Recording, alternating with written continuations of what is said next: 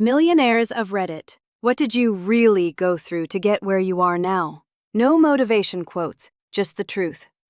I'm that cliche you scroll past on Reddit at 2 a.m. Bullied kid becomes a millionaire. Yes, I got bullied.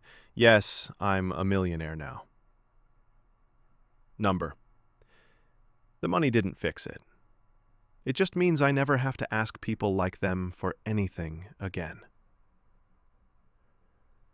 I'm 34. Net worth, low seven figures. Not yacht money, not private jet money, just my parents are safe. I don't panic over bills. I can say no money. I'm answering this because I'm tired of the cute version, the Instagram version. The hate made me stronger. It didn't. It broke me. I made myself stronger after. I grew up in the part of town people call rough when they don't want to say poor. My dad was unstable, sometimes working, sometimes drinking, sometimes both. My mom was a nurse, double shifts, dead eyes, soft voice. My clothes were secondhand. My sneakers were already tired when I got them. My backpack had more stitches than fabric. I always smelled a bit like cigarette smoke and damp stairwell. In a big city school, I'd just be that poor kid. In my school, I was a tool. The kid you copy from. The kid you push. The kid nobody defends. Because defending him has a social cost. 5th grade, math test. I'm the only one with a perfect score. The teacher smiles and says, "See? You can do well even if you're not from..." She looks straight at me. The best background. The class laughs.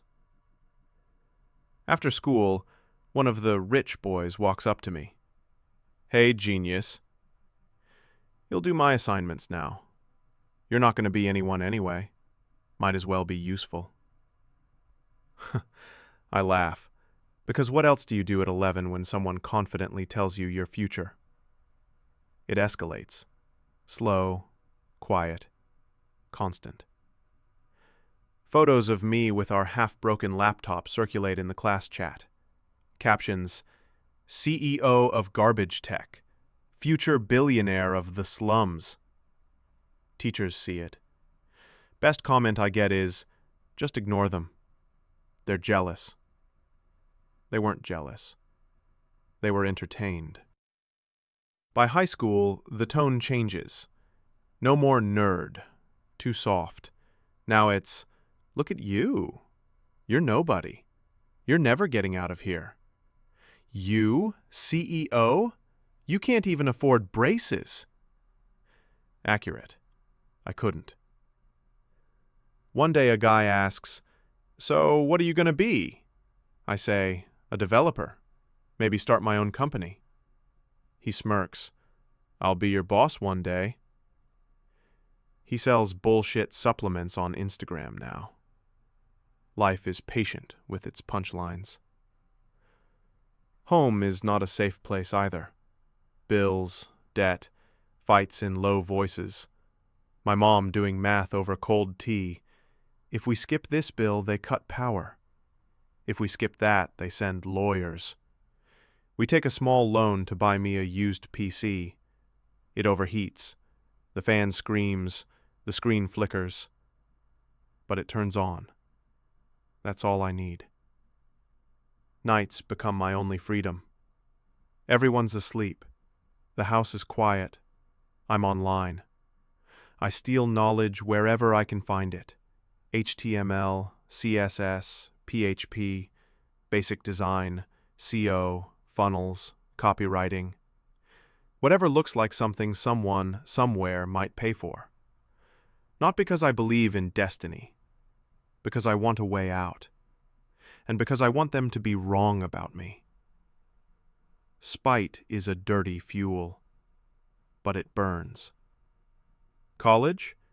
Full-time in a big city? Nice fantasy. Reality says no. So I enroll part-time, Daytime, warehouse, courier, fast food, anything. Nighttime, code. I sleep 3 to 4 hours, eat like shit, live in a room with mold on the walls and a window that doesn't close properly. I am exhausted. I am angry. I am moving. My first client comes from a shady freelance board. Small website, $40 I spend a week on it. He says I'm too slow. Pays $20. I take it. Because $20 is 2 days of lifting boxes. And now I have proof. A thing I built for someone not related to me. That's when it clicks. Nobody cares that I was top of my class. Nobody cares that I'm smart. People care if I can move numbers on their screen. That's it. The next years do not look like a TikTok montage. They look like this. Wake up tired. Work. Commute. Work more. Code. Study crash. Repeat. Anxiety attacks at 3 a.m. I call it just stress. Hands shaking over a broken keyboard. I lose friends. I disappoint people I date. Because it's always, sorry, I have a deadline. Again and again. I'm not grinding because it's sexy. I'm grinding because the alternative is staying exactly where they said I belong. Around 23, I stop selling websites and start selling outcomes. I learn how to track conversions, how to fix a funnel, how to make a page not just pretty, but profitable. I build a real case study. Clients' revenue up 40% in 3 months after our relaunch. No fluff, no fake screenshots. I start cold emailing businesses. I'll rebuild your online presence. If it doesn't perform better in clear numbers, you don't pay. Most ignore me. A few say yes. I go all in on those few. Some projects hit hard. They tell their friends. More calls, more chances. A slow snowball. No miracle, just not stopping. I register a company. Not in a fancy loft, in a depressing office above a pharmacy. 3 mismatched desks. Used monitors. 2 juniors I hire because I recognize that same hunger. The company name? The same name they mocked in school. Back then it was a meme in the chat. Now it's printed on contracts. We specialize. Fast execution, data-backed decisions, zero bullshit. At 27, we land a mid-sized national brand. We deliver. Then another. Then a partnership.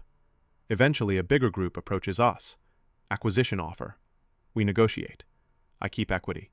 Keep control. We scale. That deal, plus steady growth, pushes my net worth into 7 figures. No champagne shower, no rented Lambo. Just me, sitting in my car, shaking. Because now I can. Pay off my parents' debts. Buy them a real home. Pay for my dad's treatment. Tell my mom, no more payday loans. Ever. That moment felt better than any flex you've ever seen on Instagram. And then they appear. My former classmates. The ones who laughed, filmed, posted, voted me least likely to succeed as a joke. Bro, so proud of you.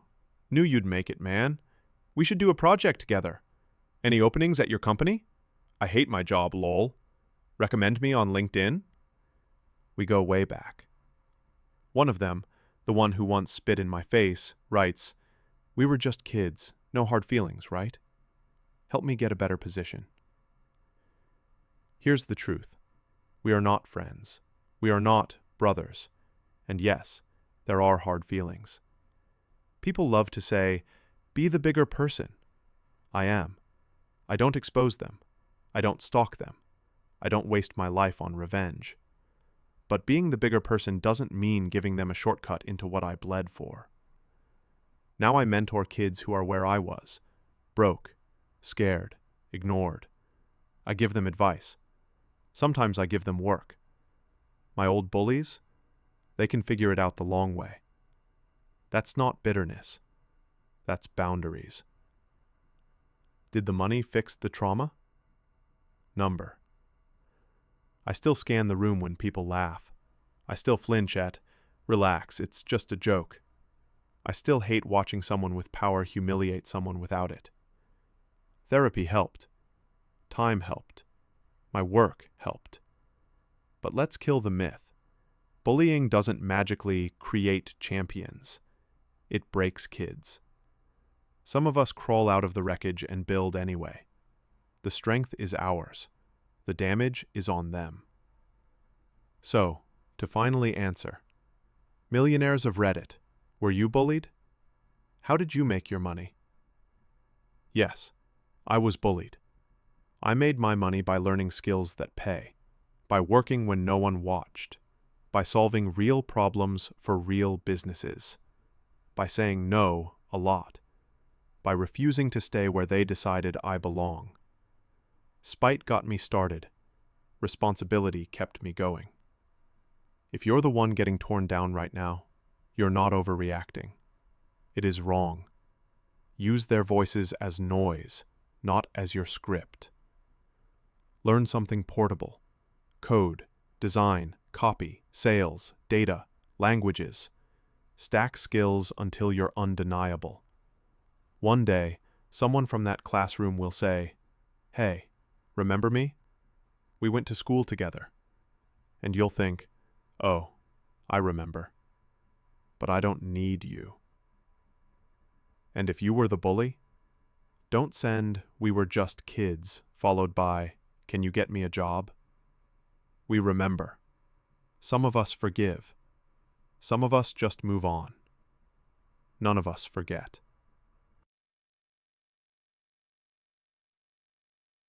You don't get to rewrite what happened. You only get to decide who you are from now on.